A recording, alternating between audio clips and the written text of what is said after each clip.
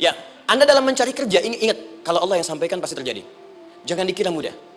Kata Allah akan ada persaingan, akan ada kadang-kadang singgungan, akan ada tantangan. Maka mulai petakan tantangan apa yang akan Anda lalui saat Anda mulai mencari nafkah itu. Maka turun Quran surah kedua ayat 214, paling kanan sebelah bawah. Am hasibtum an tadkhulul jannata. Hei, apa kamu mudah begitu saja mengira akan sukses dalam pekerjaanmu? Bahkan bisa diartikan surga, ingin masuk surga. Walamma ya'tikum mathalul ladzina khalau min qablikum. Sebelum engkau diuji seperti orang sukses dulu pernah sukses. Lihat mereka. Enggak ada orang sukses yang instan. Cuman balikan telapak tangan dapat, tidak. Kata Allah, lihat orang-orang dulu. Lihat orang-orang hebat dulu. Bagaimana mereka bisa kaya, bisa sukses, bisa punya posisi. Masat umul ba'sa. Petakan olehmu tantangan apa yang akan dihadapi saat engkau bekerja itu. Tidak mungkin. Setiap keringat yang keluar dari diri kita mustahil kecuali akan melahirkan manfaat yang kembali pada diri kita. Tantangan. Tapi yang paling dahsyat, ini yang nggak ditemukan. Di sebagian referensi yang kita baca. Ketika Allah menjelaskan semua tahapan-tahapan tantangan ini, sampai ke puncaknya zilzal. Zilzal itu kalau bahasa sekarang gempa. Ada ujian yang menggoncang hati kita.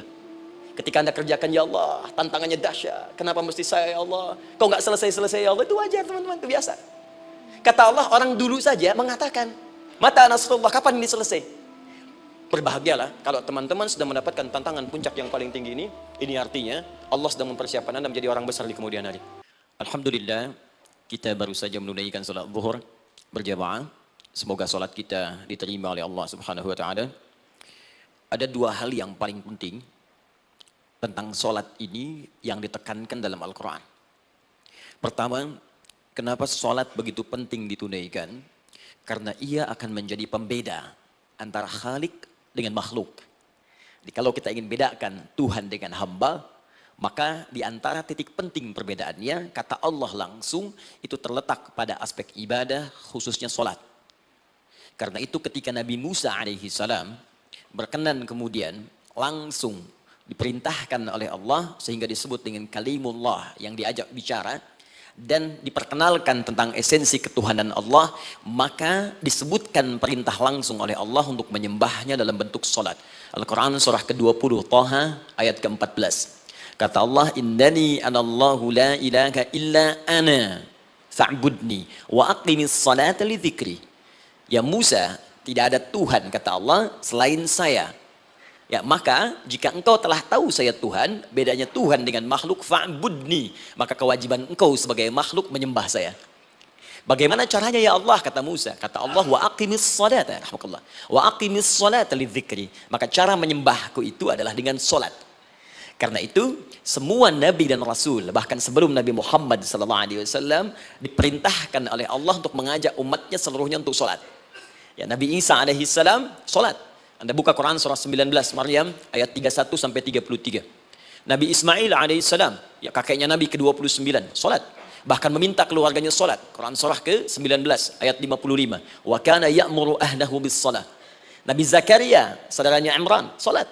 Quran surah ketiga ya, ayat ke-38 sampai dengan 39. Jadi, kalau kita urutkan dari Nabi Muhammad SAW sampai Nabi Adam alaihissalam, semua menunaikan salat kepada Allah Subhanahu wa taala. Nanti dalil singkatnya dari Quran surah keempat ayat 163, paling kiri sebelah atas di mushaf. Inna auhayna ilaika kama auhayna ila Nuhin wan nabiyyin min ba'di. Muhammad, apa yang kami telah wahyukan kepadamu sudah pernah pula kami sampaikan kepada Nuh alaihissalam dan nabi-nabi setelahnya. Kenapa tidak disebutkan Adam sebelumnya? Karena Adam itu nabi, bukan rasul. Nabi diberikan risalah untuk pribadi dan kalangan dekatnya, rasul diberikan risalah tugas untuk mengajak umat. Kenapa Nabi Adam bukan Rasul? Karena zaman Nabi Adam belum ada umat. Siapa yang mau diajak? Ya? Ini bagian pertama. Jadi kalau kita hari ini masih mendapat kesempatan sholat, Alhamdulillah, ini artinya sampai hari ini kita masih benar-benar manusia. Kan kalau ada orang yang kemudian tidak mau beribadah apalagi sholat, terkhusus ketika dia beriman, maka penting dipertanyakan, masihkah ada iman dalam dirinya? Karena itu kata Allah dalam Al-Quran surah ke-8 ayat yang kedua, aku akan perdengarkan namaku, sehingga ketika disebutkan itu kita bisa menguji adakah getaran iman dalam jiwa kita. Quran surah 8 Al-Anfal ayat kedua. Innamal mu'minuna alladzina idza dzukirallahu wajilat qulubuhum. Sungguh orang yang masih punya iman itu, kalau diperdengarkan nama Allah kepadanya, akan ada getaran dalam jiwanya. Karena itu setiap hari 5 kali diperdengarkan nama Allah. Untuk menguji di jiwa kita masih ada iman tidak? Bahkan dari bangun tidur, bayangkan waktunya dibagi sempurna persis. Dari mulai subuh baru bangun, menjelang ke siang, mau berakhir siang ke sore, sore pindah ke maghrib, hilang kemudian muncul gelap malam. 5 kali persis, dibagi waktu. Diperdengarkan untuk menguji, kira-kira setelah subuh siang masih ada nggak iman? Sore masih ada nggak? Ya Allahu Akbar, Allahu Akbar. Karena itu kalau iman masih ada melekat di jiwa kita, demi Allah saya katakan, begitu kita mendengar suara azan, pasti hati kita akan mengatakan, Allahu Akbar, Allahu Akbar. Wih, sudah azannya. Pernah begitu? Ya, walaupun mungkin setelah selesai la ilaha illallah baru azan, belum qomat. Ya, itu normal, gak apa-apa. Yang penting iman masih ada. Nah, ini menunjukkan ada getaran dalam jiwa. Satu itu. Yang kedua, ini yang jarang dimanfaatkan teman-teman. Jadi seringkali sholat dimaknai pada ibadah formal bagian pertama saja. Adapun yang keduanya, ini yang jarang digali. Padahal sekali saja dalam sehari, itu 5 kali Allah menunggu kita. Ternyata sholat itu satu-satunya wasilah ibadah yang disebutkan dalam Al-Quran untuk langsung memohonkan semua kebutuhan yang kita rasakan. Bahkan sebelum kita diminta sholat, itu kalimat pertamanya bukan ibadahnya. Kata Allah, kau punya masalah apa? Sedang butuh apa? Sedang punya problem apa? Buka Quran surah kedua Al-Baqarah ayat ke-45 sampai 46. Paling kanan pertengahan di usad. Wasta'inu bis-sabri was-salah. Perhatikan kalimatnya, indah sekali. Ya Allah menempatkan sholatnya bagian kedua. Kata Allah, wasta'inu, hei hambaku. Jika kalian punya persoalan dalam kehidupan, maka, perhatikan kalimatnya baik-baik, wasta'inu, mintakan solusinya kepadaku. Jadi kalau sedang punya masalah, bukan bikin status. Gak akan selesai. Sedang eksplorasi minyak, gak keluar-keluar, bikin status. Duh, susah sekali yang ngebornya. Gak akan selesai. Jalan macet, bikin status. Jakarta macet, ya gak akan selesai. Ya, apa yang harus dilakukan kata Allah? Jika Anda beriman kepadaku, yakin denganku, maka wasta'inu, punya persoalan minta kepada Allah. Caranya bagaimana? Satu, bisabri, terima dulu masalah itu, jangan dikeluhkan. Kaidah lain muncul, karena mustahil saya akan titipkan persoalan kalau tidak Anda mampu mengatasinya. Kaidah Quran surah kedua ayat 286, kita hafal ayatnya. La yukallifullahu nafsan illa usaha. Perhatikan kaidahnya. Allah tidak mungkin menguji seorang hamba di luar batas kemampuannya. Jadi kalau kita sedang punya ujian, di rumah kah, pekerjaan kah, kehidupan sosial kah, sebesar apapun ujian itu, kata Allah, memang karena Anda yang sanggup. Kalau nggak sanggup, nggak akan diuji. Di ujian itu berbanding lurus dengan kemampuan. Mustahil seorang hamba diuji di luar batas kemampuannya. Jadi kalau Anda sekarang pun sedang punya masalah sebesar apapun, kata Allah, memang cuma kamu yang sanggup, yang lain tidak. Maka jangan mengeluh. Jangan Anda katakan, ya Allah, why me? Kenapa saya? Kata Allah, why not? Memang kamu yang mampu. Yang lain tidak. Nah, ketika Anda bisa menerima itu dengan sabar, baru datang kalimat kedua. Wassalah. Kemudian datang tunaikan sholat dan mintakan solusi kepadaku lewat sholat. Ya, sedikit ya. Lihat sini. Saya berikan sedikit uraian Al-Quran. Saya boleh menulis sini? Boleh ya? Ibu, maaf, agak jauh. Ibu kelihatan ini? Oh, belum saya tulis. Bagaimana bisa kelihatan? Luar biasa. Cuma di Pertamina belum ditulis udah kelihatan. Maaf. Lihat sini. Wasta'inu. Baik, ya. Saya ingin sedikit sekali. Ini redaksi Quran itu indah sekali diksinya. Wasta'inu. Lihat sini. Kata Allah, jika Anda punya persoalan dalam hidup, maka mintakan solusi. Terima dulu masalahnya dengan sabar, karena kita dipercaya oleh Allah. Gini cara memahaminya. Allah aja percaya dengan kita. Masa kita nggak percaya diri? Allah yakin dengan kita mampu, masa kita nggak yakin? Terima dengan sabar, kemudian wassalah, mintakan solusinya lewat salat. Kata perintahnya dibuka dengan kalimat wasta'inu. Kalau kita ingin rubah kata perintah ini, fi'il amr, ingin dirubah ke dalam bentuk permohonan, minta, maka rubah kalimatnya menjadi nasta'in. Lihat, nasta'in. Baik. Wasta'inu, kata Allah, kalian punya persoalan, ayo minta solusi padaku. Terus kita pengen minta, ya Allah kami ingin minta. Maka dalam bahasa Arab, kalau kita ingin merubah kalimat ini ke dalam bentuk permintaan, kita katakan nasta'in. Saya tanya pada Anda, pernah nggak dalam sholat kita mengucapkan kalimat nasta'in? Ada? Masih ingat? Baik, apa kalimatnya? Iyyaka na'budu wa iyyaka nasta'in. Perhatikan, iyyaka na'budu wa iyyaka nasta'in. Iyyaka na'budu, iyyaka, ya Allah, engkau perintahkan aku untuk ibadah. Maka sekarang aku ibadah, sholat. Hanya kepadamu saja. Kan kata Allah, kamu sholat. Terus kita katakan, iyyaka na'budu. Sekarang kami sholat, ya Allah. Nama lain sholat itu ibadah. Kalau kita ibadah, na'budu. Dari mana taunya nama lain salat ibadah? Quran surah ke-20 ayat ke-14. Fa'budni wa aqimis salata li dzikri. Ibadah kepadaku caranya salat. Maka saat salat kita katakan iyyaka na'budu. Ya Allah, Engkau perintahkan aku untuk ibadah, sekarang aku ibadah. Wa iyyaka nasta'in. Dan sekarang aku sedang punya persoalan ya Allah. Aku punya masalah. Aku punya problem. Dan aku yakin hanya Engkau yang pasti akan menyelesaikannya. Ketika Anda mengatakan iyyaka nasta'in, perhatikan hadis qudsinya. Hadisnya qudsi. Ya. Al-Imam Al-Bukhari meriwayatkan, Imam Muslim meriwayatkan, An-Nasa'i meriwayatkan dari sahabat Abu Hurairah radhiyallahu taala anhu. Ada lagi yang dari sahabatnya Anas bin Malik. Perhatikan kalimatnya. Idza qala al-'abdu iyyaka na'budu wa iyyaka nasta'in, jika hambaku dalam salatnya benar membacanya, benar dari awal salatnya sampai dengan kalimat iyyaka na'budu wa iyyaka nasta'in, ya Allah, sekarang aku ibadah kepadamu dan sekarang aku punya persoalan. Aku mohonkan solusinya darimu. Kata Allah, hadza baini wa baina 'abdi. Ini perjanjian antara aku dengan hambaku. Wali 'abdi. Hadisnya qudsi. Wali 'abdi. Kalau hambaku benar salatnya sampai kalimat ini, masalah. Apapun yang dia minta sekarang, aku akan kabulkan. Aku akan kabulkan. Pertanyaan saya, berapa di antara kita yang salat sampai detik ini, ribuan kali ruku dan sujud, yang memanfaatkan momentum ini untuk memohon? Siapa di antara kita yang ketika salat memohon kepada Allah solusi?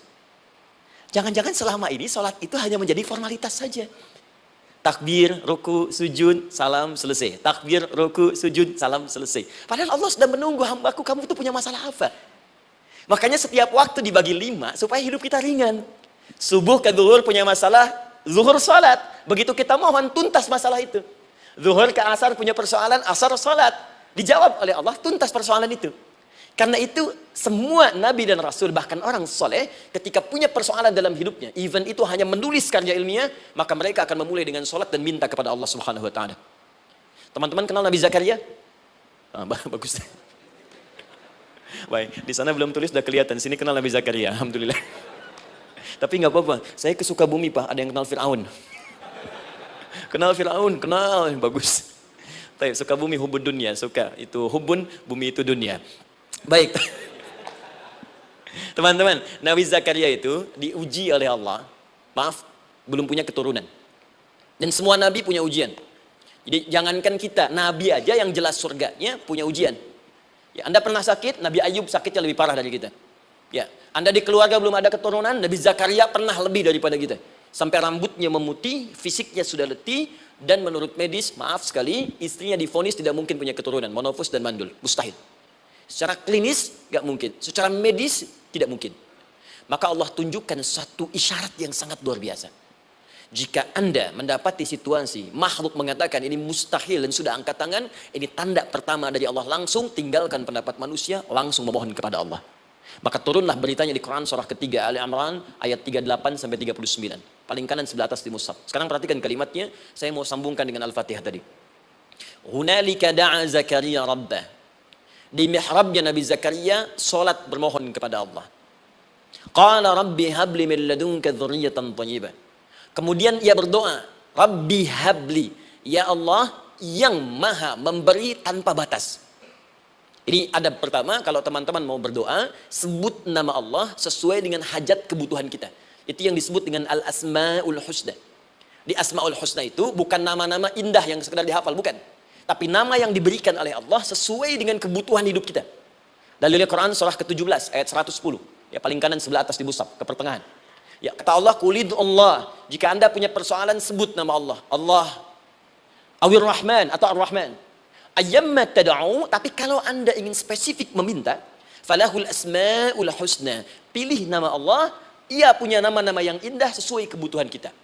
Jadi kalau teman-teman misalnya minta kelancaran rezeki, sebut ya Allah ya Razzaq. Anak mau ujian, ya Allah ya Al-Alim. Di proyek misalnya ada hambatan, ada gangguan, ya Allah ya Al-Jabbar, ya Al-Malik. Ingin mudah mengatasi ujian, ya Allah ya Sabar, minta. Ya, jangan semuanya disebutkan, nanti jadi beban. Ya Allahumma ya Rahman, ya Al-Malik, ya Al-Quddus, ya Sabar, gitu kan. Yang tadinya nggak punya masalah, jadi punya masalah, gitu kan. Pilih salah satu. Nah, jika Anda ingin memohon pada satu hal yang mustahil menurut manusia, maka minta dengan menyebut nama Allah yang memberi tanpa batas, mustahil di dalamnya. Nama Allah tersebut namanya Wahhab. Wahhab. Ya Allah, ya Wahhab. Al-Wahhab. Kalau kita rubah dalam bentuk permintaan, maka singkat kalimatnya dengan hab. Hab. Untuk sendiri habli, untuk banyakkan hablana.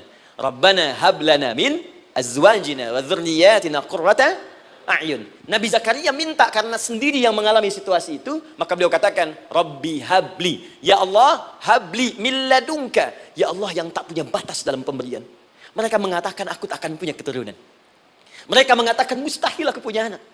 Dan aku yakin kau memberi batas tanpa memberikan pemberian tanpa batas. Aku mohon darimu saja. Darimu saja. Dzurriyyatan thayyibah, keturunan-keturunan terbaik. Innaka sami'ud du'a. Engkau pasti mendengar doa saya. Kalau pada yang maha memohon saja, maha mendengar saja tidak mengabulkan, lantas kepada siapa lagi aku mesti minta? Tapi poinnya bukan itu. Poinnya adalah, ini disampaikan oleh Nabi Zakaria dalam keadaan sedang sholat. Mesti berdiri dalam sholatnya.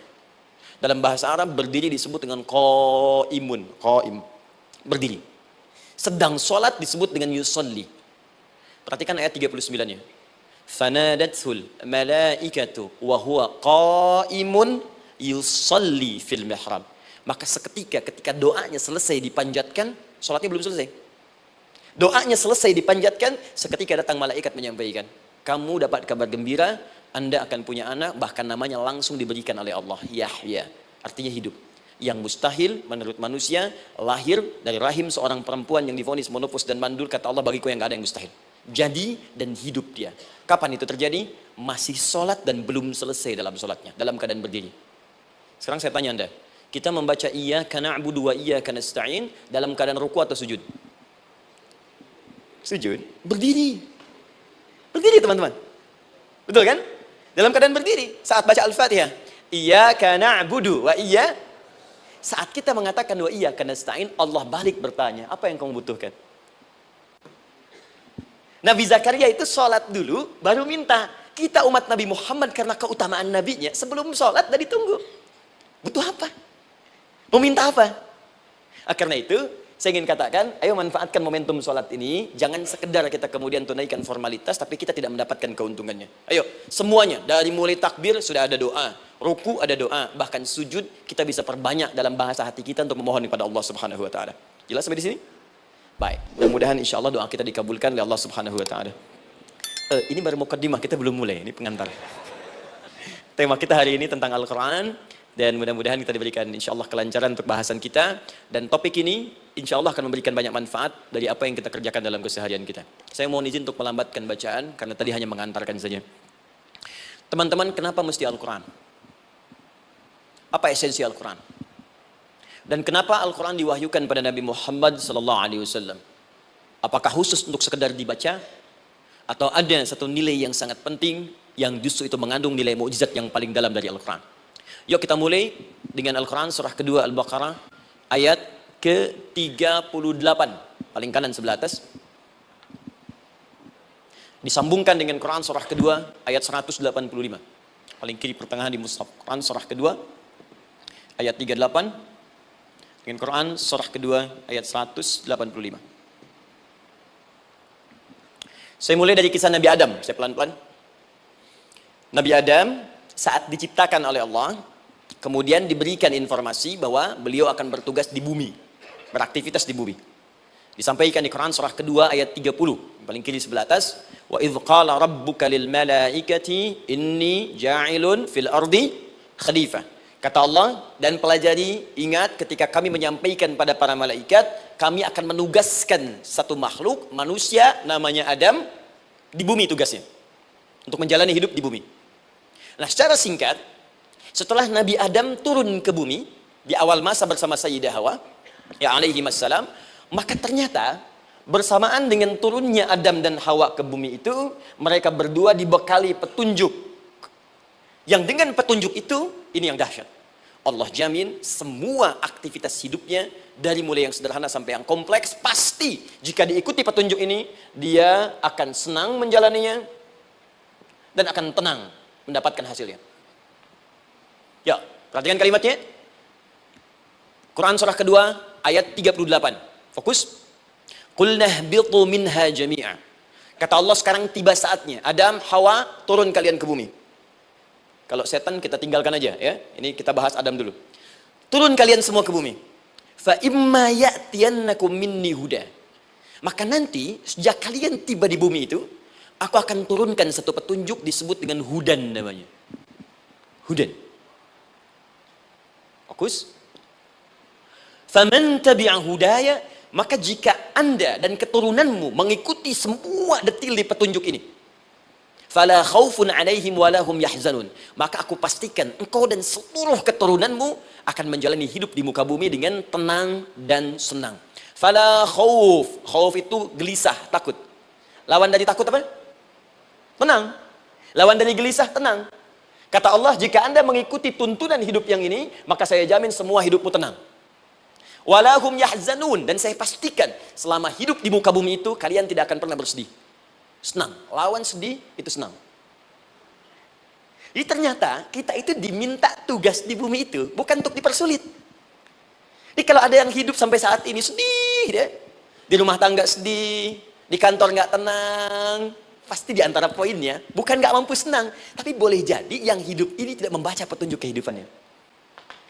Anda kerja di perusahaan, teman-teman ada yang di Pertamina, ada yang di yang lain. Kalau Anda nggak ikuti petunjuk, kan pekerjaan tidak akan berlangsung dengan nyaman kan? Kalau Anda nggak ikuti aturannya, bagaimana bisa mengerjakan petunjuk itu dengan nyaman? Maka apalagi hidup yang kompleks, kata Allah, sejak Adam saya turunkan, sudah ada petunjuk kehidupan, saya namakan dengan hudan. Anda ikuti petunjuk ini, maka langsung jaminan dari Allah, semua yang Anda jalani dalam hidup, pasti saya jamin senang dan tenang. Petunjuk ini disebut apa? Hudan. Nah, agak cepat. Di setiap masa, Nabi Adam selesai hidupnya, generasi kemudian berkembang, datang lagi Nabi Nuh, sampai ke Nabi Muhammad SAW. Perhatikan baik-baik. Setiap berganti generasi akan turun hudan sesuai dengan kebutuhan masyarakatnya pada saat itu. Baik, Nabi Musa menerima kitab apa namanya? Nabi Musa Taurat. Taurat disebut hudan dalam Al-Quran. Muncul Nabi Musa, kitabnya disebut Taurat. Perhatikan baik-baik. Tahukah teman-teman ketika Taurat disebutkan dalam Al-Quran? Buka Quran surah ke-17. Ya, ayat yang kedua. Wa ataina Musal kitaba. Kami berikan kepada Musa kitab. Lihat, wa ja'alnahu hudan li bani Israil, dan kitab yang kami berikan itu yang disebut Taurat, Ali Imran ayat yang ketiga, wa anzalat Taurata wal Injil, kami berikan Taurat kepada Musa. Nah, saat Allah turunkan Taurat itu hudan li bani Israil, isi Taurat ini adalah petunjuk kehidupan khusus untuk Bani Israel saja, umatnya Musa. Jadi kalau umat Nabi Musa mengikuti petunjuk hudan Taurat ini, kata Allah, saya jamin semua hidupnya tenang dengan senang. Nabi Isa turun Injil, Injil disebut hudan dalam Al-Quran. Dan yang terakhir, saya cepat karena waktu kita terbatas, ketika Allah menurunkan Nabi Muhammad SAW dan dipilih sebagai Rasul, maka saat yang bersamaan beliau pun diberikan petunjuk untuk umatnya. Dan dahsyatnya, petunjuk itu pun disebut dengan hudan. Buka Quran surah kedua, ayat 185. Syahrul Ramadan alladzi unzila fihi al-Quran. Di bulan Ramadan itu, kata Allah, saya turunkan Al-Quran. Kenapa saya turunkan Al-Quran? Hudal linnas. Saya jadikan Quran ini sebagai petunjuk, pedoman hidup, linnas, bukan terbatas untuk satu komunitas, tapi untuk seluruh manusia sampai kehidupan berakhir. An-Nas disebutkan 241 kali dalam Al-Quran, menunjuk pada semua manusia tanpa kecuali. Ini bedanya Al-Quran dengan kitab sebelumnya. Taurat hanya untuk kalangan tertentu saja. Jadi selesai nabinya, selesai kitabnya. Injil hanya kalangan tertentu saja. Nabinya selesai, selesai kemudian misinya. Tapi Al-Quran tidak. Ini kalimat pertama langsung dari Allah, walaupun nabinya wafat, tapi karena Al-Qurannya didesain oleh Allah untuk seluruh manusia sampai kehidupan berakhir, maka pasti Al-Quran itu di setiap masa akan mampu dijadikan pedoman dalam kehidupan. Nah, jadi prinsip pertama, ketika Allah menurunkan Al-Quran, sebenarnya tujuan utamanya bukan sekedar dibaca. Bukan. Tapi di dalamnya itu ada petunjuk hidup, Pak, Bu. Dan yang buat, yang menciptakan kita. Bukankah Anda kalau ingin memperbaiki sesuatu akan datang kepada penemunya, penciptanya? Anda punya handphone, ada masalah, kan datangnya ke counter handphone. Anda punya mobil, ada persoalan, bukankah datangnya ke dealer? Sekarang kita ingin tahu persoalan hidup kita. Ingin tahu gambaran hidup kita. Ingin tahu misi dan visi hidup kita. Kemana kita kemudian bertanya?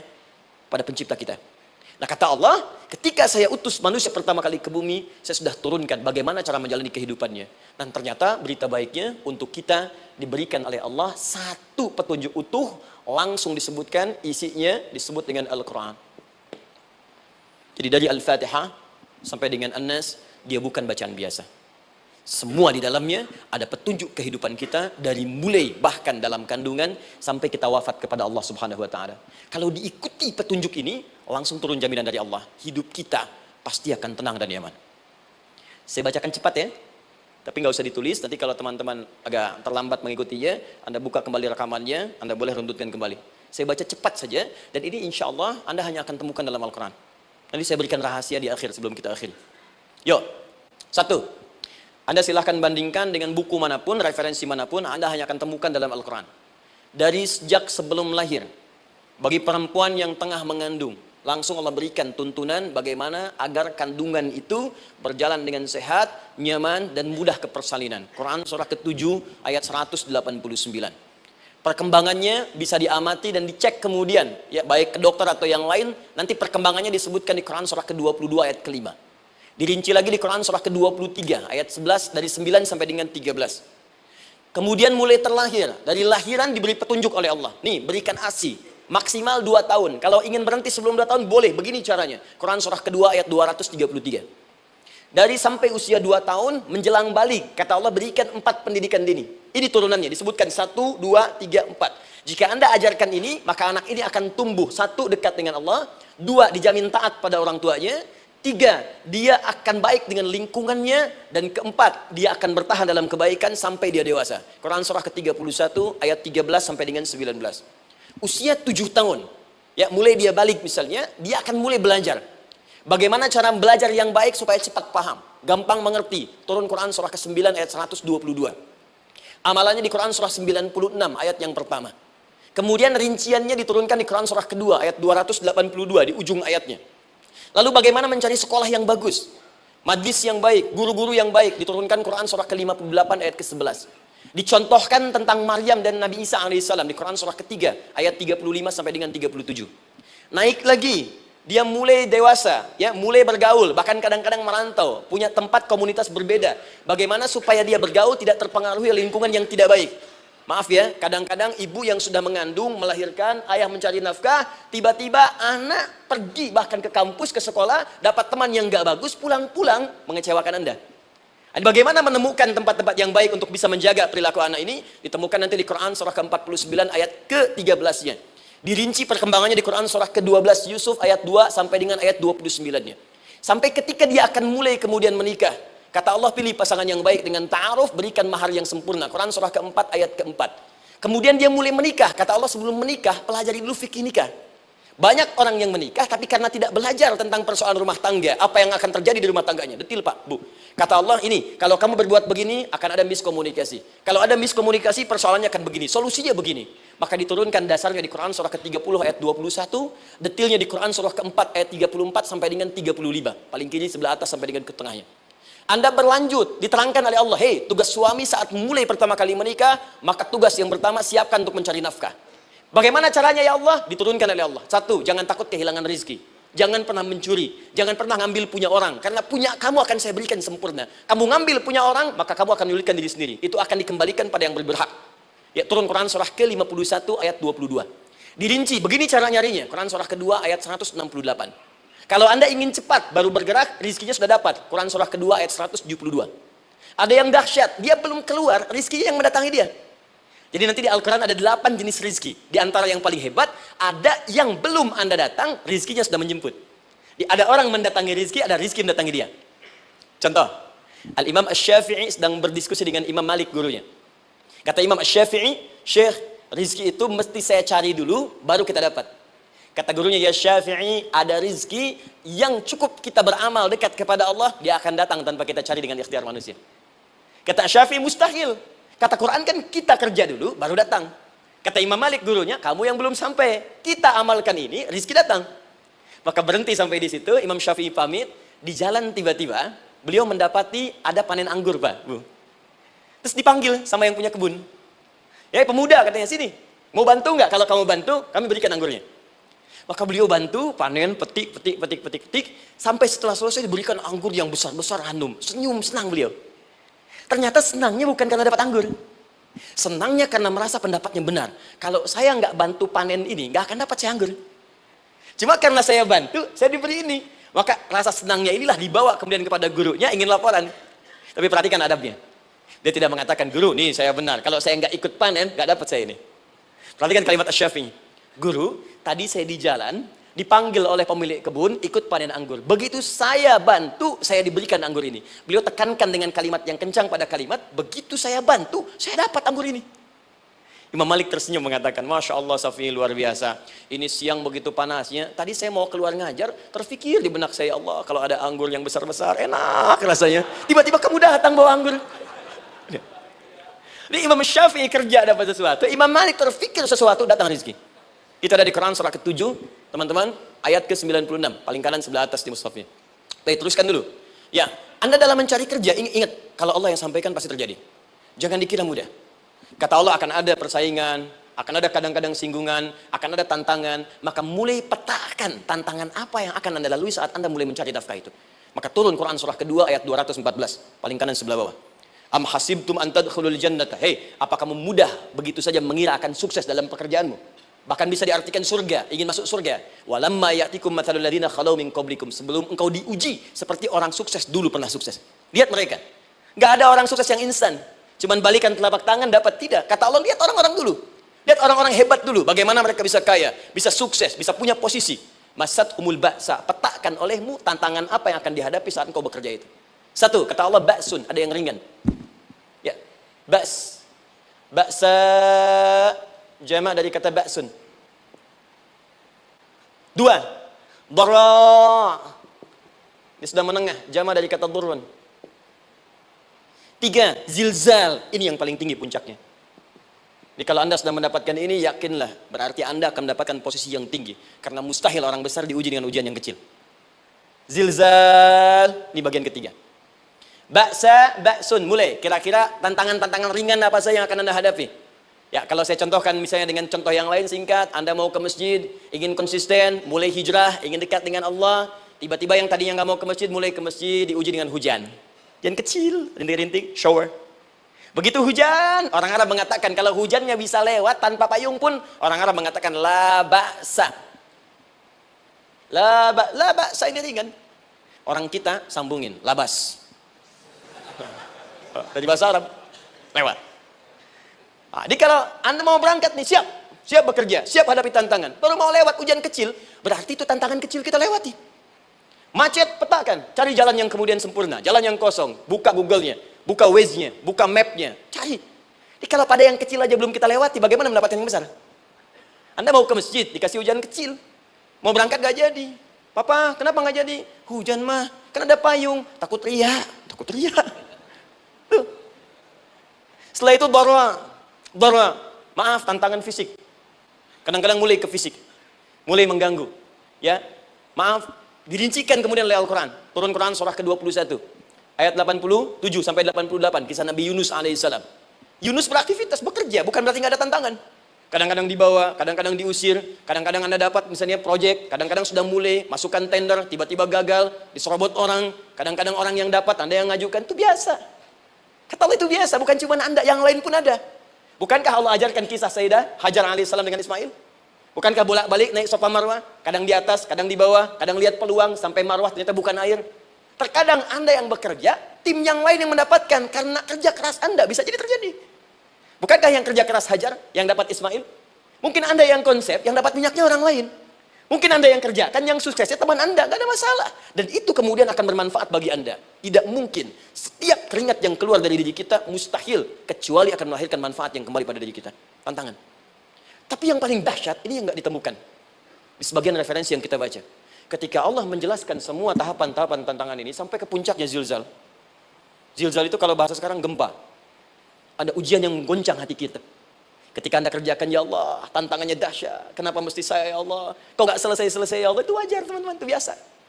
Kata Allah, orang dulu saja mengatakan, mata nasrullah, kapan ini selesai? Berbahagialah kalau teman-teman sudah mendapatkan tantangan puncak yang paling tinggi ini artinya Allah sedang mempersiapkan Anda menjadi orang besar di kemudian hari. Dan cara mengatasinya diturunkan Quran surah ketiga ayat 142, paling kiri sebelah atas. Perhatikan dahsyatnya. Yang pertama diterangkan tantangannya, yang kedua dijelaskan cara mengatasinya. Saya mau berhenti sampai di titik ini, nanti saya terangkan cara berinteraksi dengan Al-Quran. Ya, perhatikan baik-baik. Kata Allah, jika kelak engkau sudah bisa memetakan tantangan ini, maka siapkan solusi untuk mengatasinya. Ayatnya dibuka dengan kalimat yang sama persis. Saya pernah sampaikan teori ini di 2 perusahaan besar di Indonesia. Yang pertama, ada salah satu perusahaan, karena ini direkam saya nggak sebutkan perusahaannya, perusahaan otomotif besar, sedang turun gratis, kemudian juga ada inflasi yang tinggi. Terus saya terangkan teori Quran. Dia praktekkan berhasil, Pak. Padahal saat itu saya presentasi di depan non-muslim. Non-muslim. Salah-salah se-Indonesia dikumpulkan, saya bedah tentang ini. Dan mereka berhasil. Sampai sekarang naik lagi. Yang kedua sama, ini direkturnya juga non-muslim. Tapi nggak apa-apa kita diskusi. Dan mau mendengar teori ini. Dan praktekkan, naik. Ya, dulu di satu perusahaan minyak juga. Sedang turun-turun, karyawan semua dikumpulkan. Lalu kita bahas tentang ini, kita terangkan. Yang ini yang paling menarik dari Al-Quran. Kalimatnya sama persis. Quran surah ketiga, ayat 142. Am hasibtum an tadkhulul jannata. Apa Anda duga akan begitu mudah mendapatkan kesuksesan dalam hidup? Tolong fokus baik-baik. Jangan selalu mengartikan jannah dengan surga. Karena asal kata jannah itu artinya kesuksesan, kebahagiaan yang belum tampak. Surga, kenapa disebut dengan jannah? Karena itu puncak kebahagiaan kita yang belum nampak sekarang. Ya, saya kasih rahasia ya. Ini antara kita saja nih. Kalau ada kata jim dengan nun di depannya, itu pasti tidak nampak, tersembunyi. Apapun tambahannya. Ya, misal, jin kenapa disebut dengan jin? Karena memang ketika diciptakan, dia tidak tampak, tersembunyi. Lawannya ins, karena itu kita disebut ins, karena saat lahir kita tampak. 18 kali disebutkan dalam Al-Quran. Ya ma'syaral jinni wal ins, wa ma khalaqtul jinna wal ins. Jadi jin disebut jin karena memang fitrahnya tersembunyi, gak nampak. Jadi kalau ada jin melakukan penampakan, itu jin sedang kena masalah. Sedang keluar dari fitrah. Sama dengan manusia, harusnya tampak. Jadi kalau ada manusia yang senang sembunyi-sembunyi, dia sama dengan, bukan saya bilang, sedang punya masalah. Ke kantor, sembunyi-sembunyi, hati-hati Pak Alfian tuh. Biasa ada pintu depan, masuk pintu belakang. Suami di rumah, buka WA, sembunyi-sembunyi, Bu hati-hati tuh. Pulang lewat pintu belakang, berarti sedang punya persoalan dalam hidup. Setiap ada jim dengan nun, pasti tersembunyi. Ibu punya janin, rahim, dalam rahim ada janin. Kenapa disebut dengan janin? Jim, nun, ya, nun. Karena sosok itu belum nampak dalam pandangan kita. Nanti kalau sudah lahir, baru tampak. Jannah, kenapa disebut jannah? Karena belum tampak dalam pandangan kita. Nanti kelihatan. Karena itu dalam Al-Quran, kata jannah itu tidak dikhususkan dengan surga. Tidak dikhususkan dengan surga. Kadang-kadang menunjuk aspek kesuksesan yang belum tampak. Anda mau ngomong minyak, minyaknya belum tampak. Belum kelihatan. Anda mau kerja, ya hasilnya kan belum tampak. Baru ikhtiar sekarang. Karena itu orang Arab disebut kaya kalau mereka mendapatkan kebun yang tak tampak sebelumnya. Kebun anggur, bukan kurma, kalau kurma banyak. Kebun anggur, ada apel, ada jeruk, sampingnya ada sungai-sungai, disebut dengan jannah. Ya, kalau punya unta, nggak kaya di Arab, biasa. Karena yang kelihatan padang pasir, unta, hitam, merah, biasa. Tapi kalau sudah punya kebun anggur, yang sulit di padang pasir ada kebun, itu baru disebut kaya. Karena itu orang Arab kadang mengartikan jannah dengan aspek kesuksesan yang belum tampak. Diartikan dengan kebun anggur, kebun apel, dan macam-macamnya. Perhatikan, am hasibtum an tadkhulul jannah. Apa Anda duga ingin sukses itu begitu mudah? Sukses jadi tidak. Walamma ya'lamillahu alladhina jahadu minkum wa ya'lamas sabirin. Perhatikan baik-baik. Sebelum Allah memastikan pada diri Anda terdapat 2 hal yang paling utama untuk mengatasi tantangan tadi. 1, jahadu. Kesungguhan, serius. Jadi kalau mau sukses, mesti serius. Kerja serius, cintai pekerjaan Anda. Ya, belajar anak-anak serius, pastikan belajar dengan serius. Jangan cuma anak-anak duduk paling belakang, nggak pernah nanya, kadang ngantuk, pulang, ujian, besoknya mau ujian, baru belajar. Ya, sistem SKS, sistem kebut. Ya, kadang-kadang sejam, Bu, Pak. Saya pernah ada orang di luar ngadu waktu di Libya, Ustadz, gimana ini orang Indonesia? Kenapa? Saya belajar 3 bulan, besok mau ujian. Teman antum orang Indonesia pinjam catatan saya baru semalam, dia dapat 8, saya 7,5. Saya bilang, Anda belum tahu sih sama SKS itu. Baik, ya. Tapi itu bukan solusi. Begitu ujian selesai, ilmu lupa. Itu poinnya. Jadi kalau hanya sekedar ilmu dipakai untuk ujian, pada prakteknya nggak akan terpakai. Ini banyak anak sekolah sekarang hanya belajar untuk ujian saja. Padahal kalau dipraktekkan, kadang kaitan dengan agama tinggi, Bu, Pak. Fisika itu dengan agama itu tinggi. Gaya F1 sama dengan F2, gaya gerak sama dengan gaya dorong. Gaya sedikit, maka keluarnya sedikit. Pukul kencang, bunyinya kencang. Imannya kalau kuat, amalan jadi banyak. Iman sedikit, amal pun sedikit. F berbanding lurus dengan P, hukum Pascal. Gaya berbanding lurus dengan tekanan. Masuk bab akhlak. Makin banyak gaya, makin banyak tertekan. Nah itulah. Gaji 5 juta, gaya 10 juta. Kan? Ini serius. Serius. Di divisi apapun Anda, saya sepekan lalu lah, takziah ke tempatnya yang Habibie, terus diminta tausiah di sana. Dan saya perhatikan beliau termasuk yang paling serius ketika diberikan tugas apapun. Gak pernah diberikan amanah, kecuali mencintai pekerjaan itu. Yang Habibie demikian. Ciri orang sukses itu serius. Tapi keseriusan itu, kata Allah petakan jadi 3 bagian lagi. Karena jahadu itu punya 3 turunan kata. 1, keseriusan merencanakan, disebut ijtihad namanya. Punya rencana. Mappingnya apa? Stepnya apa? Oke, Anda ingin kerjakan sebuah proyek, baik, proyeknya berlangsung berapa lama? Target kita apa? Jangka panjangnya, menengahnya, jangka pendeknya. Kemudian apa tantangan yang akan dihadapi di setiap tahapan-tahapannya? Selesaikan.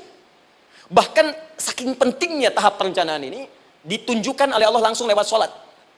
Teman-teman masih ingat sholat pertama yang kita kerjakan setiap hari, sholat apa namanya? Subuh. Apa artinya subuh? Tuh, ini masalahnya. Ini kata Al-Quran sendiri ya, kata Al-Quran sendiri. Nanti akan ditemukan orang yang ibadah tidak paham apa yang dikerjakan dan dilakukan dalam ibadahnya. Contoh sholat. Kata Allah akan ada orang sholat yang saat sholat tidak mengerti apa yang ia baca dan dia lakukan dalam sholatnya. Jujur tanyakan pada diri kita. Sampai detik ini, dari sekian ribuan kali ruku dan sujud, berapa persen bacaan sholat yang kita pahami? Jangan-jangan kita ruku tapi nggak ngerti yang dibaca. Sujud tak paham yang diungkapkan. Bagaimana bisa khusyuk? Mustahil. Maka kembali ke sini. Kenapa sholat pertama itu disebut dengan subuh? Teman-teman, ternyata semua nama sholat dari subuh sampai isya, plus bacaan dan gerakan dari takbir sampai salam, itu bukan sekedar gerakan semata. Semua ada artinya, ada maknanya. Dan diajarkan oleh Nabi langsung. Subuh disebut dengan subuh. Ada 2 kata. 1, fajar. Quran surah ke-17 ayat 78. Inna Qur'an al-fajri kana masyhuda. Kedua, subuh di surat At-Takwir. Was-subhi idza an-naffas. Kenapa disebut fajar? Fajar itu pancaran positif, pancaran kebaikan. Jadi kalau yang baik disebut fajar. Kalau yang jelek disebut fujur. Fujur ada di Quran surah 91 ayat 7 sampai 8. Wa nafsi wa ma sawwaha fa'alhamaha fujuraha wa taqwaha. Fujur itu rambatan, gelombang buruk yang muncul dari nafsu. Ya, ditembuskan ke elemen tubuh kita. Misal gini. Tiba-tiba pengen marah. Ya, di tubuh kita mengatakan melotot. Maka ini ada pancaran di hati kita nyambung kemudian ke mata. Ini rambatan dari sini ke mata disebut fujur namanya. Mau ke tangan pukul, masuk ke tangan. Itu rambatannya disebut fujur namanya. Ya. Yang baiknya disebut fajar. Ya, misal saya ingin sholat, tiba-tiba hati mengatakan sudah azan, merambat ke kaki, cepat melangkah. Cepat wudhu. Nah, itu rambatannya disebut fajar namanya. Atau infajar. Ini pasti ada, ya. Fujur nama lainnya nafsu, disebutkan 115 kali dalam Al-Quran. Takwa, rambatan fajar, sumbernya takwa, disebutkan 115 kali dalam Al-Quran. Di jiwa kita ada takwa, ada nafsu. Takwa yang dorong malaikat, disebutkan 88 kali dalam Al-Quran. Nafsu yang dorong setan, disebutkan sama 88 kali. Di setiap Anda akan mengerjakan satu hal, pasti akan yang mendorong pada yang baik, akan mencegah dari yang baik itu nafsu. Pasti itu. Pak Alpian mau tanda tangan proyek. Tiba-tiba disodorkan, Pak, ini Pak. Kok begini proyeknya? Perbaiki. Karena ada yang nggak beres. Tapi fee-nya lumayan Pak, 1 miliar. Nggak bisa. Jiwa takwa mengatakan, jangan terima Pak. Bapak mengatakan, maaf, ini jari tahiyat. Gak akan pernah dipakai maksiat. Perbaiki. Datang lagi. Ini Pak. Kok sama? Fee-nya diperbaiki Pak, 100 miliar. Nafsunya mulai berkata, terima. Takwanya bilang, jangan. Akhirnya beliau katakan, tangan tahiyat gak akan pernah dipakai maksiat. Tapi tunggu, saya istiqoroh dulu. Nah, waktunya, ini salatnya disebut fajar. Kenapa disebut fajar? Karena saat kita tidur, terus dengar suara azan, Allahu Akbar, maka memancar dari iman kita, rambatan untuk merespon suara itu. Bangun kita untuk menunaikan salat. Waktunya disebut subuh. Kenapa disebut subuh? Dari kata asbah. Asbah itu artinya yang siap dengan rencana. Ya, orang Islam tuh nggak ada yang bangun dari tidurnya, kecuali punya rencana jelas yang akan dieksekusi dari itu. Makanya sebelum kita bekerja mengeksekusi itu, kita datang menghadap Allah supaya Allah berikan kemudahan di setiap aktivitas kita. Coba lihat manajemen Nabi. Bukankah sebelum tidur beliau istighfar dulu? Dirinci pekerjaannya, dicatat yang akan dikerjakan besok, istighfar 70 kali, 100 kali, sehingga dengan istighfar saat tidurnya tenang. Coba kita biasakan. Ada yang baca Quran, ada yang istighfar. Kalau nggak percaya silahkan cek. Begitu Anda lakukan, tidurnya enak. Besoknya rencana itu sudah siap. Makanya ketika bangun, siap jam 7 mau kemana, jam 8 ada di mana, jam 12 kerjakan apa. Sebelum mengerjakan itu datang kepada Allah, sujud, ya Allah, saya punya rencana ini tolong mudahkan. Begitu caranya. Itu yang disebut dengan subuh. Nah, sekarang kembalikan, peta hidup kita mau seperti apa ke depan? Ijtihad. Yang kedua, kalau sudah jelas konsepnya, visinya sudah ada, maka jihad. Yang kedua, jihad. Jihad itu eksekusinya, aksinya, actionnya, perjuangan fisiknya. Rencananya apa? Tahajud malam nanti. Bismillah. Jam berapa? 2:30. Baik, yuk kita mulai rencanakan. Eksekusi rencananya. Bagaimana cara kita bangun 2:30? Pasang alarm. Jam berapa alarm dipasang? 3 kali. Pertama 1:30, kedua 2:45, ketiga jam 2 lewat 1/4. Baik. Alarm pertama untuk matikan alarm kedua. Alarm kedua matikan alarm ketiga. Ketiga siap-siap. Baik. Siap, bangun. Jihad. Awas, ini penting ya, jihad itu jangan dipersempit maknanya kepada situasi peperangan saja, tidak. Banyak jihad itu luas sekali medannya. Karena jihad itu perjuangan fisik. Dan maaf sekali, dalam konteks perang pun bukan menyerang orang. Tapi membela diri saat diserang. Di Islam itu bukan agama ekspansi. Cek di sejarah, nggak ada Islam menyerang. Yang ada itu membela diri saat diserang. Atau saat orang lain dizalimi dan kita diminta untuk terlibat, kita membantu. Ini bukan dalam konteks sekarang yang banyak dibincangkan, tembak orang, bom orang, nyerang orang, bukan. Itu waktu kejadian bom Tamrin itu pertama, saya di Lampung posisinya. Itu begitu meledak, tuar. Pertanyaan pertama Pak di majelis taklim, Ustaz, apakah bom di jalan Tamrin termasuk jihad fisabilillah? Saya bilang, Pak, sependek pengetahuan saya, jihad fisabilillah itu jihad di jalan Allah, bukan di jalan Tamrin. Kaidahnya beda. Nah, misal mencari nafkah itu jihad. Cari nafkah jihad. Quran surah keempat ayat 34, paling kiri sebelah atas. Tugas pertama ketika menikah, kata Allah, ar-rijalu qawwamuna 'alan nisa. Setiap lelaki itu diminta oleh Allah untuk mengatur bagian rumah tangganya. Jadi pemimpin di rumah tangganya. Ya bima faddalallahu ba'dahum 'ala ba'din, karena diberikan kemampuan untuk memimpin. Di pemimpin itu ada di suami. Dan ciri khas pemimpin, Bu, biasanya ciri khas pemimpin apa, Bu? Bukan tegas, bukan. Ciri khas pemimpin itu tidak mau dipimpin. Makanya kalau ada sesuatu, masukkan lewat usulan, jangan beri saran. Kalau saran susah, itu pemimpin. Baik, tapi yang paling luar biasa kata Allah, perhatikan kalimatnya indah sekali. Wa bima anfaqu min amwalihim. Saya berikan tugas untuk mencari nafkah. Ketika seorang lelaki bertugas mencari nafkah, ingat ya, konteks apapun, kalau perempuan nanti bekerja bukan nafkah poinnya. Bisa hobi, ya, bisa aktivitas, tapi nafkah kalau sudah menikah itu ada pada suami. Perempuan tidak. Kalaupun tidak dilarang perempuan bekerja, tidak. Sayyidah Aisyah mengajar, ada yang para sahabiah jadi perawat, ada yang pengajar. Banyak dulu sahabat Nabi yang perempuan mengajar. Ya, kan ada pelajaran-pelajaran khusus perempuan. Ya, ada bagian perawat, ada dokter. Ini kan yang ngandung perempuan, masa yang periksa laki-laki? Ya, ada bagian perempuan tertentu, itu silahkan bekerja boleh. Tapi nafkah laki-laki. Begitu lelaki meniatkan pekerjaannya karena Allah untuk mencari nafkah, itu setiap langkahnya jihad fisabilillah. Wafat, syahid. Maaf ya, apakah selama Anda bekerja sudah diniatkan ibadah? Jangan-jangan cuma kerja aja. Kalau cuma kerja, apa bedanya Anda dengan yang belum beriman? Anda wafat juga. Kerja di gedung yang sama, berangkat menemukan kemacetan yang sama. Apa bedanya iman kita dengan yang lain? Satu, kita pasti wafat, pasti pulang. Dan kita nggak bisa pilih, ya nggak bisa pilih.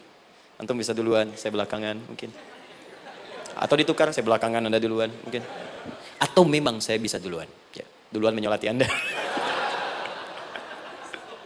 Oke, paham ya? Jadi ibu di rumah jihad, Bu, pada anak, perawat, mengandung itu sudah jihad. Jadi kalau wafat dalam proses saya melahirkan atau sedang mengandung itu syahid. Itu jelas nggak ada perbedaan pendapat.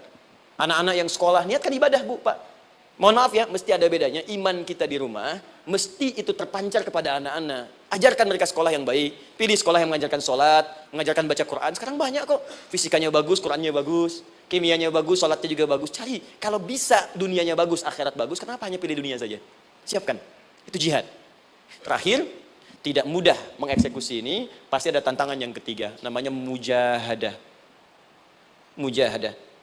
Tantangan mengatasi gejolak jiwa. Kadang-kadang malas, capek, ya belum eksekusi dilakukan, sudah berdebat pada yang tidak penting, sehingga tidak menghasilkan kesimpulan, ragu-ragu, khawatir, maka atasi semua itu. Turun Quran surah kedua ayat 216.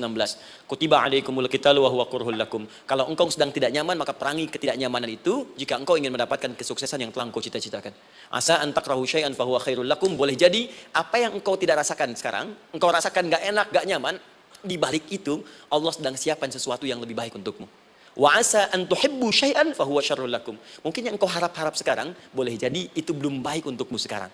Allahu ya'lamu wa antum la ta'lamun, karena Allah lebih tahu masa depan, engkau pikiranmu pendek sampai di sini saja. Maka teman-teman sekalian, kembalikan lagi, tidak pernah Anda akan temukan dalam Al-Quran kecuali bimbingan hidup yang semuanya nyata. Silahkan cek. Itu baru pekerjaan. Belum ibu di rumah, ibu capek merawat anak, kadang mengeluh, kadang nangis, turun Quran surah ke-17 ayat 23. Kadang-kadang ada beda pendapat dengan suami, Quran surah ke-4 ayat 34 sampai 35. Masalah kondangan saja Pak, bisa beda pendapat. Ya. Ya Pak, kan ada family gathering malam, Mama pakai baju apa ya? Hijau apa yang biru? Masya Allah, kata Anda biru bagus mah. Kata Mama kayaknya hijau deh Pak. Tuh. Nanya tapi udah punya jawaban. Ya, bagus kalau dipakai, begitu keluar kuning. Naik lagi, Anda udah 40 tahun, anak masih ada, turun Quran surah ke-46 ayat 15. Kemudian naik lagi, sampai Anda sepuh, sampai kembali ke keadaan tidak normal, seperti anak-anak lagi, Quran surah ke-22 ayat ke-5. Sampai ada amalan, kalau Anda jangan kira Anda akan hidup selamanya, Anda pasti wafat. Quran surah ke-3 ayat 185. Bahkan diajarkan, kalau wafatnya ingin enak, begini caranya. Pelajari Pak, jangan cuma dunia, kita akan meninggal. Ini ada di Quran, kalau pengen meninggalnya enak, begini caranya. Ya kalau nggak percaya silahkan amalkan, nanti kita akan lihat di akhir. Ya. Betul, akan kelihatan. Quran surah ke-89 ayat 27 sampai 30. Kalau kalian nggak pelajari ini, silakan kata Allah, saya berikan yang ini yang kedua sampai dipukulin malaikat. Quran surah ke-8 ayat ke-50. Sampai di alam kubur dijelaskan, kalau nanti Anda wafat, Anda pindah ke alam kubur, kalau ingin di kuburnya terang, nyaman, banyak rezekinya, lakukan amalan Quran surah ketiga ayat 169 sampai 172. Tapi kalau Anda abai, Anda akan seperti Firaun dulu. Setiap pagi sampai petang ditampakkan neraka. Quran surah ke-40 teman-teman sekalian disampaikan oleh Allah langsung ya dari ayat 45 sampai 46-nya. Sampai terjadi kiamat disampaikan Quran surah ke-75. Sampai dihisab, ada yang masuk surga tanpa hisab. Quran surah kedua ayat 25. Ada yang masuk neraka tanpa hisab. Ada. Kan yang kita tahu surga aja. Masuk neraka tanpa hisab ada. Quran surah 18 ayat 99 sampai dengan 100. Sampai disebutkan surga yang paling indah nomor 1 bersama Nabi dan orang-orang soleh. Jadi kalau Anda masuk sini, tetangga Anda semua Nabi. Ya depannya Nabi Ibrahim, belakangnya Nabi Musa misalnya, samping kiri Nabi Yusuf, ya, samping kanan Nabi Muhammad SAW. Itu cuma 3 golongan, orang soleh, para syuhada, orang-orang jujur dalam kehidupan dunianya. Jadi kalau Anda jadi pekerja yang jujur, taat kepada Allah, Anda berpotensi masuk surga bersama semua Nabi dan Rasul yang pernah diutus. Ya. Baik, itu ada di Quran surah ke-4 ayat ke-69. Ada yang kedua di taman surga, Quran surah ke-51 ayat 15 sampai dengan 18. Ada yang surga seluas langit dan bumi, Quran surah ke-3 ayat 133 sampai 134. Ada yang neraka yang biasa, ya, sebiasa-biasa nerakanya kebakar juga. Quran surah 4 ayat 56. Tingkat paling tinggi neraka jahanam untuk 2 golongan. Munafik, ingat, munafik dan kafir. Jadi kalau Anda pun muslim, jauhi perbuatan munafik. Karena munafik akan mengantarkan langsung ke dalam neraka jahanam. Quran surah ke-4 ayat 140. Mana yang tidak ada? Mana yang nggak ada di Quran? Semua ada. Bisnis ada, ya birokrasi ada, diplomasi ada, mengajar ada, ilmu ada.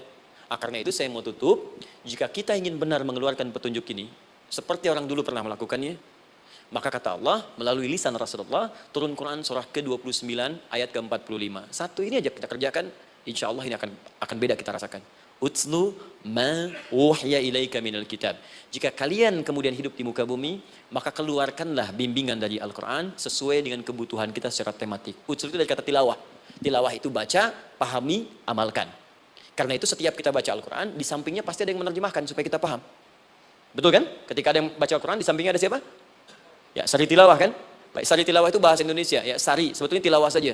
Tapi mungkin saat yang menerjemahkan dulu pertama di Indonesia namanya Bu Sari. Karena itu disebut sari tilawah. Ya, kalau Adi mungkin ada di tilawah gitu kan. Nah, jadi teman-teman caranya begini, Anda keluarkan sesuai kebutuhan. Enggak semua ayat Quran mesti kita kaji. Kalau mau dari awal dari akhir, bagus. Kalau baca silahkan, hatamkan, Nabi juga hatamkan. Tapi kalau Anda ingin ambil sesuai passion kita. Anda pebisnis, kenapa enggak mengeluarkan ayat bisnis di Quran? Teman-teman yang diperminyakan, keluarkan ayat-ayatnya ada. Quran surah At-Tur, surah 52 itu, keluarkan. Ya, wal bahrul masjur. Dan jika Anda akan melakukan eksplorasi di laut, carilah laut yang punya nih kualifikasi begini, yang di bawahnya ada endapan tanah yang melahirkan api, kata Allah tuh. Itu potensial ada minyaknya. Kalau yang kerja di batu bara, turun Quran surah Fatir, surah 35 ayat 27 sampai 29. Ini jenisnya, ada yang kelihatan dari jauh, ada yang harus digali, ada yang kelihatan dari jauhnya kelihatan hijau, ada kelihatan menghitam. Disebutkan langsung. Ada. Kenapa nggak Anda turunkan dalam bentuk-bentuk tematik yang itu bagian kita? Ada yang pokok, ada yang spesifik. Yang pokok tentang sholat, karena semua orang sholat. Tentang ayah, Anda jadi ayah berapa tahun? Kenapa nggak dikeluarkan di Quran ayat-ayat tentang ayah? Kenapa nggak dikeluarkan di Quran ayat-ayat tentang ibu? Jangan jauh-jauh dulu bicaranya. Tentang belajar. Nah, nanti eksekusinya, kalau mau cepat, buka kitabnya Al-Imam Al-Bukhari. Ada kitab hadis, saya akhiri, yang dikarang oleh Al-Imam Al-Bukhari dan sangat populer. Apa nama kitabnya? Al-Jami As-Sahih Al-Musnad Al-Mukhtasar min umuri Rasulullah sallallahu alaihi wasallam wa sunanihi wa ayyami. Itu namanya. Ayo ulangi. Disingkat Sahih Al-Bukhari. Kenapa saya bacakan lengkap? Bukan karena singkatannya, tapi banyak orang sekarang baca buku, baca kitab, hanya langsung ke isinya. Padahal setiap ulama ketika menuliskan judul kitabnya, itu pasti ada petunjuk di dalamnya. Kata Imam Al-Bukhari, Al-Jami As-Sahih, kitab ini saya buat sebagai petunjuk umum miniatur kehidupan Nabi yang bisa kita ambil hikmahnya sekarang. Jadi kalau kita pengen tahu bimbingan Nabi di masa lalu, supaya kita terapkan sekarang, buka kitab saya ini. Semuanya mustad bersambung kepada Nabi. Sahih saya pastikan, saya teliti satu-satu. Al-Mukhtasar, saya persingkat, gak bertele-tele. Nah ini poinnya. Min umuri Rasulullah SAW wa sunani wa ayyamihi. Ini semua pekerjaan Nabi selama 24 jam. Secara singkat saya tutup dibagi 97 pembahasan. Setiap 97 pembahasan, satu babnya itu berisi bimbingan hadis-hadis Nabi. Di situ ada bab tentang bisnis, kitabut tijarah. Bab tentang ilmu, kitabul ilmi. Bab bahkan tentang sakit, kalau pengen cepat sembuh apa? Kitabul marid. Bab tentang pemerintahan, kitabul imarah. Bab tentang penguatan iman, supaya naik gak turun-turun, kitabul iman. Anda tinggal pilih profesi apa, cari Sahih Al-Bukhari, harganya murah. Maaf, dibandingkan pulsa Anda pun masih murah kitab Al-Bukhari. Ya, beli 4 jilid cuma 350.000 yang bahasa Arab saja. Ya, kalau mau terjemahan, cari terjemahannya. Ya, dapatkan itu, keluarkan babnya sesuai profesi kita. Itu ketika dibuka kitab ini, yang pertama muncul ayat Quran dulu. Ini ayatnya, ini hadisnya. Ini ayatnya, ini hadisnya. Teman-teman gak usah baca semuanya, keluarkan passion Anda apa, di situ belajar. Sebulan saya belajar ini, besok saya pindah lagi. Sebulan topik ini, besok ke topik yang lain lagi. Saya kira insya Allah, kalau itu kita terapkan dengan baik, maka Al-Quran akan hidup dalam seluruh aktivitas kita, dan mudah-mudahan keberkahan akan diturunkan oleh Allah Subhanahu Wa Taala. Ya, tidak cukup dengan amin, mulai dulu. Ya, mulai dulu, petakan dulu, eksekusi.